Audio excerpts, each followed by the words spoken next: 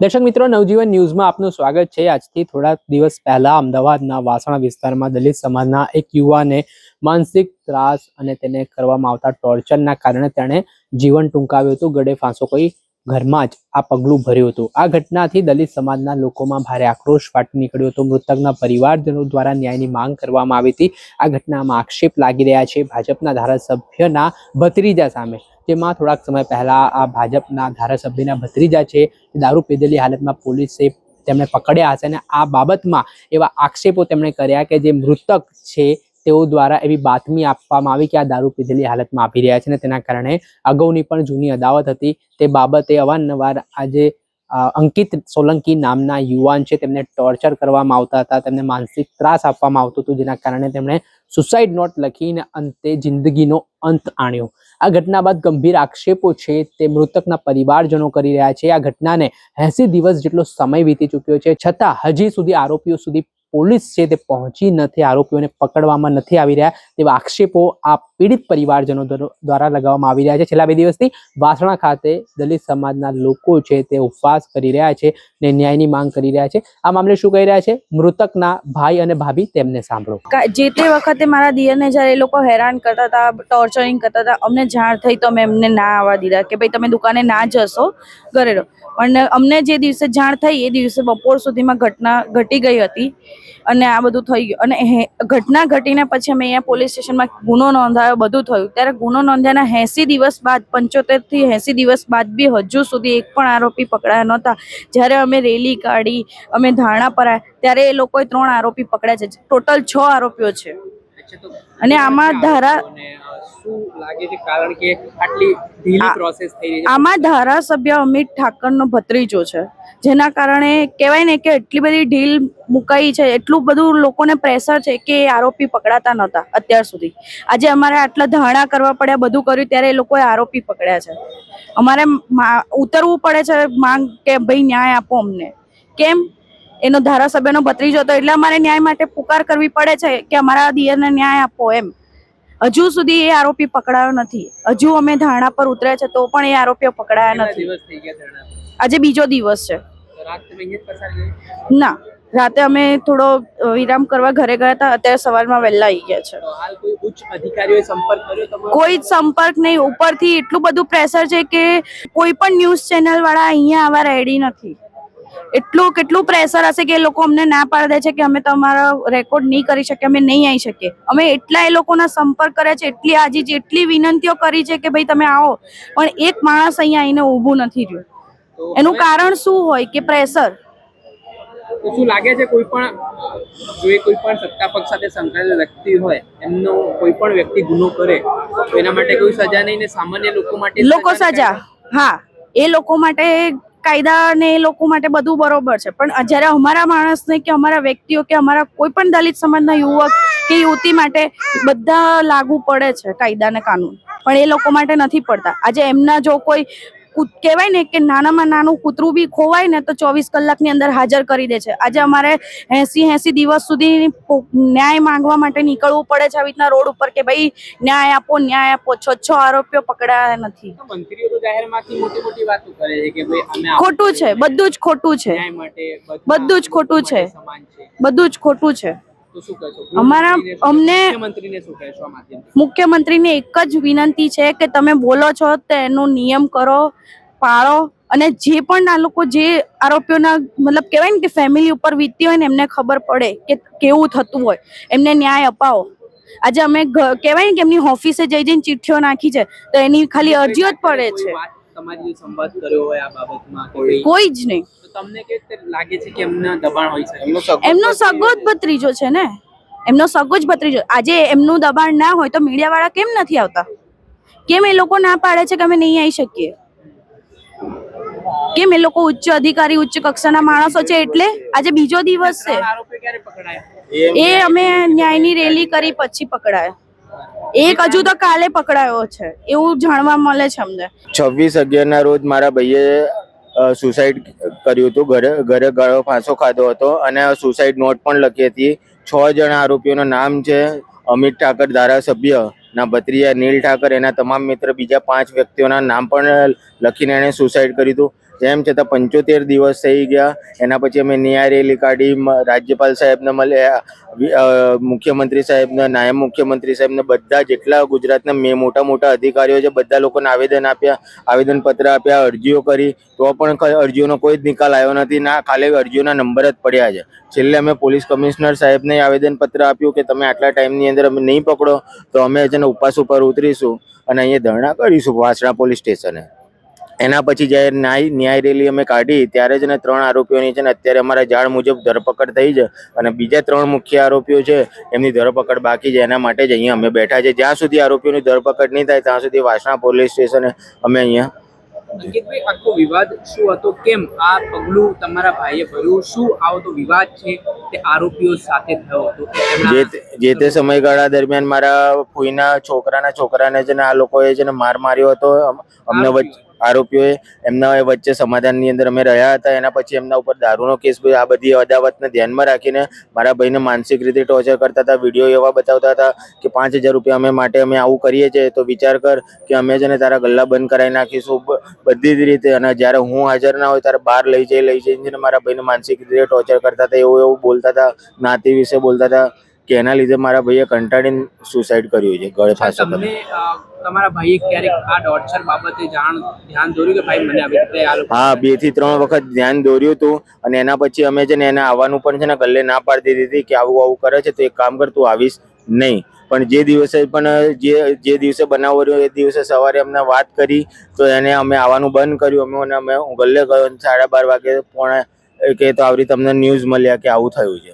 તમે જ્યારે તમારા ભાઈએ જીવન ટૂંકાવ્યું, ગળે ફાંસો ખાધો, ત્યારે તમે ક્યાં હતા ને કેવી રીતે તમને? હું પાનના પાર્લરે જ હતો અને જે મારા ભાઈએ છે ને જે સુસાઇડ નોટ છે ને વોટ્સઅપ માધ્યમ દ્વારા રજૂ કરી હતી એમના મિત્ર સર્કલની અંદર, અને એ મિત્ર જ મારા ત્યાં કહેવા માટે આવ્યો હતો. તો આ બાબતે ગુનો નોંધાયો પોલીસ સ્ટેશનમાં? હા, જે તે સમયે ગુનો નોંધાયો હતો અને ગુના નોંધાયાના 75 દિવસ થઈ ગયા તો પણ કોઈ આરોપીઓની ધરપકડ થઈ નથી. પોલીસ સ્ટેશનથી બસ અમને છે ને એક જ પ્રોસેસ કહેતા હતા કે આ પ્રોસેસ ચાલુ છે. કેમ આવું લાગે છે કે આટલા દિવસ વીતી ગયા છે આરોપો પકડાઈ નથી? શું કારણ તમે માનો છો? ભાજપ સરકાર, અમિત ઠાકરના ધારાસભ્ય છે બરાબર, અમિત ઠાકર જે ધારાસભ્ય એમનો સગ્ગો ભત્રીજો છે, એના લીધે છે. અને કોઈ મીડિયાવાળા, અમે આટલી મોટી રેલી કાઢી, રેલીની પરમિશન નથી આપી ના મીડિયાની અંદર કોઈ વસ્તુ કવરેજ થઈ જાય, કેમ કે એટલી ઉપરથી પ્રેશર છે કે એમને કોઈ મીડિયાવાળા પણ આવવા માટે રેડી નથી. પ્રેશર અમને ત્યાં સુધી કીધું કે તમારું છે ને અમે લઈશું તો કરી, પણ ઉપર છે ને ન્યૂઝમાં પણ કોઈ નહીં. અમે એટલા બધી જગ્યાએ ન્યૂઝમાં છે ને કોન્ટેક્ટ કર્યા છે, ગઈકાલે પણ કોન્ટેક્ટ કર્યા છે, તો પણ કોઈ નથી આવતું. હવે એક તરફ ગૃહમંત્રી કહે છે કે કોઈ પણ ચમરબંધીને છોડવામાં નહીં આવે, ગમે એવો વ્યક્તિ હશે. એ વસ્તુ ખોટી છે.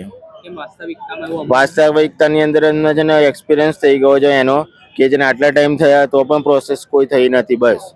અને તમારા દલિત ધારાસભ્યોએ, સાંસદ સભ્યો એમને કઈ રજૂઆત કરી કે હવે સમાજ રાહે કંઈક કરીએ? બસ અમારા સામાજિક બધા જ છે ને અમારી જોડે જ છે, એટલા માટે જ અમે અહીંયા બેઠા ધરણા ઉપર. આગેવાનોની રજૂઆત? હા, ના, રાજકીય રીતે અમે કોઈ રજૂઆત નથી કરી. અમે અમારા જેટલા છે ને અમારા સમાજના આગેવાનો છે એમને સાથે મળીને જ અત્યારે બધું કામ કરીએ છીએ. શું પ્લાનિંગ છે?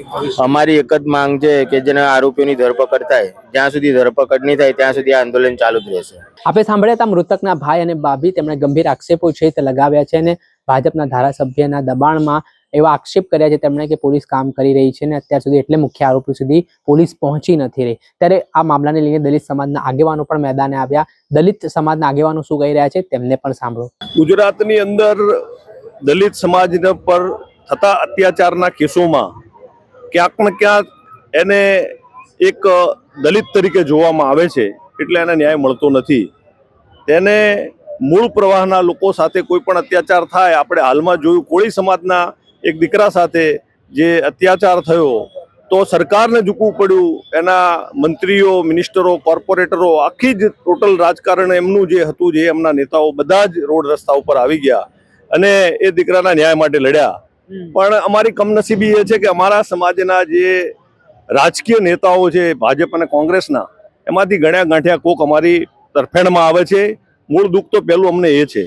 અને ખાસ કરી અને જે માનસિકતા પહેલા અસ્પૃશ્યતા આભડછેટ અડવાથી થતો હતો, અત્યારે અનટચેબિલિટી જે શહેરોની અંદર છે તે માનસિક રીતે છે. માનસિક રીતે તમને અનટચેબલ, તમે અભડાવ છો એવું આ અમને ફીલ થાય છે. એનું કારણ એ છે કે આજે ગામડામાં તમે જુઓ, મૂછો રાખે તો માર પડે છે, ઘોડા ઉપર તમને ચડવા દેવામાં આવતા નથી, તમને મર્યા પછી તમને સ્મશાન પણ અલગ છે. આ અમે હિન્દુ સમાજની અંદર આવતા દલિતો આજે મર્યા પછી સ્મશાન માટે પણ જગ્યા મળતી નથી. આ વરવી વાસ્તવિકતા છે. ગુજરાતની અંદર આપણા ગૃહમંત્રી છે, એ કહે છે ઘડીના છઠ્ઠા ભાગમાં અમે આરોપીઓને પકડી લેશું, કોઈ પણ હોય એને છોડવામાં નહીં આવે, કોઈ પણ ચમરબંધી હોય. તો સાહેબ આજ 80 દિવસ થયા, આ દલિતો રોડ ઉપર બેઠા, રસ્તા ઉપર બેઠા, આંદોલન કર્યા, રેલી કાઢી, આખરે વાસણા પોલીસ સ્ટેશનની અંદર અમે ધામા નાખીને 2 દિવસથી બેઠા છીએ અને 80 દિવસ પૂર્ણ થઈ ગયા છે. તે છતાં હજુ આરોપી પકડાયા નથી, મુખ્ય આરોપી હજુ ફરાર છે. તો કયું પોલિટિકલ પ્રેશર છે? એવું કોનું દબાણ છે આ પોલીસ ઉપર? કોના કહેવાથી આ કામગીરી થતી નથી? આ નાના નાના ભૂલકાઓ આ તડકાની અંદર આ બીજા દિવસે પણ બેઠા છે, તે છતાં ન્યાયની ભીખ માંગવી પડે છે. આ ડોક્ટર બાબા સાહેબ આંબેડકરે આપેલા બંધારણના કાયદાને લઈને અમે ચાલનારો સમાજ છે, તે છતાં અમારે ન્યાય માટે લડવું જ પડે છે. અચ્છા, તમે હવે જે પોલિટિકલી પાર્ટીની વાત કરી, જ્યારે ચૂંટણીઓ હોય છે ત્યારે સમાજ ભેગો થાય છે, કરવાની વાત થાય છે, પણ જ્યારે સમાજ મુશ્કેલીમાં મુકાય છે ત્યારે આ રાજકીય નેતાઓ છે તે પોતાનું વ્યક્તિગત સ્વાર્થ જોઈને સાઇડલાઇન થઈ જાય છે, અલગ થઈ જાય છે. તો હવે કઈ રીતે વિશ્વાસમાં લેવાનું કામ કરશો આ ઘટના પછી કે આવી રીતે બનાવ બન્યો છે અને અનેક બનાવો બન્યા છે, એમાં દલિત સમાજના લોકોની હત્યા થઈ છે, હવે જીવન ટૂંકાવાનો જે મામલો આવ્યો છે, કઈ રીતે હવે તમે આ બાબતે કોઈ સંપર્ક કર્યો છે પ્રતિનિધિઓને? અમારે જિગ્નેશભાઈ મેવાણી એક નેતા એવો છે કે જે રાત દિવસ જોયા વગર સમાજ માટે લડે છે. અમારા કોઈ પક્ષ પાર્ટીથી લેવા દેવા નથી. બીજી પાર્ટીના બી કોઈ ધારાસભ્ય હશે તો સમાજ જો એવી રીતે કામ એને ન્યાય માટે કરશે તો એનો સમાજ 100% આવકારશે. પણ રૂલિંગ પાર્ટીની અંદર જે મોરચાઓ છે, જે સંગઠનો છે, અલગ અલગ પાર્ટીના લેવલના શેડ્યુલ કાસ્ટ સમાજના, એ લોકોને પણ હું કહું છું કે આજે આ સમાજના એક વર્ગનો વારો આવ્યો છે. આ જાતિવાદી માનસિકતા, અસ્પૃશ્યતાવાદી માનસિકતા કાલે તમને પણ ભરડામાં લેશે. કાલ તમારા ઘરે પણ આવો બનાવ નામ આપણે ચાહીએ પણ જો બનશે ત્યારે તમે ક્યાં જશો? સમાજ સિવાય છૂટકો નથી અને સમાજ જ તમારા કામમાં આવવાનો. હક અધિકારની લડાઈમાં આજે આ તમે જુઓ, આ સમાજના આગેવાનો, સમાજના લોકો જે આ આંદોલન ચલાવી રહ્યા છે, ન કોઈ નેતા કે ન કોઈ રાજકારણી માણસ આવીને અહીંયા આંદોલન ચલાવે છે. એટલે જ્યારે પણ અત્યાચાર અન્યાયની ઘટના બને છે ત્યારે અમારા સમાજના લોકો, અમારા સમાજના આગેવાનો, કાર્યકર્તાઓ, એક્ટિવિસ્ટો અને ખૂબ મોટી સંખ્યામાં સમાજ માટે લડે છે. કાયદાની લડાઈમાં પણ ખભેથી ખભો મિલાવીને લડે છે. છેલ્લો મારો સવાલ, શું પ્લાનિંગ છે હવે જો હજી પણ આ લોકોના પેટનું પાણી નહીં હલે ને કાર્યવાહી કરી રહ્યા છે નહીં થાય? અમારી માંગણી એટલી છે કે જે મુખ્ય આરોપીઓ છે હજુ પણ પકડાયા નથી. કાલે પણ અમે જે SC/STના ડીવાયએસપી સાહેબ મળ્યા, એસીપી સાહેબ મળ્યા, એમણે કામગીરી કરી, 3 જણાને પકડ્યા છે, પણ હજુ મુખ્ય આરોપી ફરાર છે. જો આરોપીને પકડી અને એ જેલના સળિયા પાછળ નાખી દેશે તો અમે અહીંયાથી અમારું આંદોલન જે આટોપી લઈશું. અમારી માંગ પહેલા એ હતી ને અત્યાર પણ એ છે કે આજે જેને પીઠી લગાવવાની ઉંમર હતી એ દીકરાની નનામી એના બાપે ખભા ઉપર ઉપાડી છે. આ શરમની વાત છે. દલિત સમાજનો દીકરો હતો એટલે એની પરખે કોઈ નથી. આ ગુજરાતની અંદર ભારતીય જનતા પાર્ટીની સરકાર છે અને દલિતોના મસીહાઓની વાતો કરે છે, બાબા સાહેબને ભુલાર કરે છે, સ્ટેચ્યુએ જઈને જય ભીમના નારા લગાવે છે. આવો વાસણા પોલીસ સ્ટેશનની અંદર હું તમને સવાલ કરું છું કે દલિતના ન્યાય માટે તમે ભાજપ અને કોંગ્રેસના કેટલા નેતાઓ અમારી પડખે છે? જાહેર કરો અને આવતી ચૂંટણીમાં આમનો બહિષ્કાર કરશું.